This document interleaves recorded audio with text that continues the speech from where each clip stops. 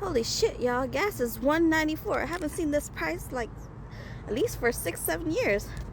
It's on Fuqua and Beamer. Whew. $20 to fill my tank.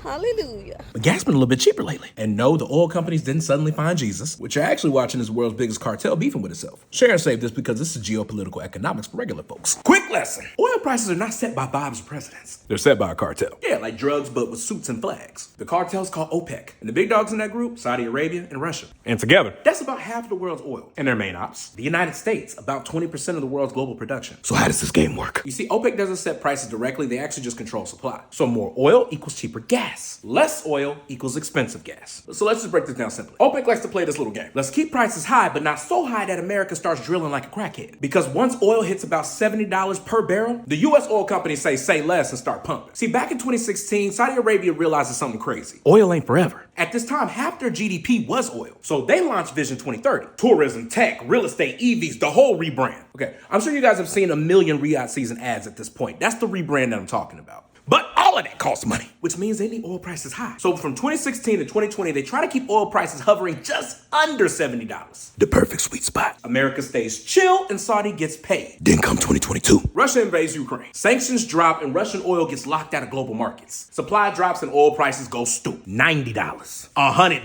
$120 a barrel. And America, like the thugs we are, said bet. US drilling goes crazy. In fact, for a minute, the US became the biggest oil producer on earth. But Russia's like, we got a war to fund. We can't play cartel freeze tag. So Russia breaks rank and dumps oil on the market. So to recap, now you got the US pumping like they just started OnlyFans. Russia dumping like the night after a tequila and Taco Bell combo. Supply is flooding streets. And with that, prices start falling fast. In fact, US oil companies made so much during the spike, they learned how to drill profitably at $45 and $50 a barrel. So now Saudi Arabia's nightmare happens. They need high prices, but America doesn't anymore. So Saudi hits this in 2023. They say, all right, y'all, we gotta cut production again. But smaller OPEC countries are broke. They can't afford to play Monopoly with empty pockets. So everybody just starts cheap. Cartel discipline dies, and OPEC starts cracking. And that's why today, 2026, oil is floating at about $40 to $60 a barrel. Not because politicians saved you, but because, like Meek Mill says, so much money, all your friends turn to enemies. As a result, America learned how to start drilling cheaper. And everyone started looking out for themselves. Gas got cheaper because global power structures started beefing, not because corporations got kind. So if the prices drop, cool. Just don't get comfortable. Share and save this video. You just got geopolitics without a degree. I should be charging you motherfuckers. You believe.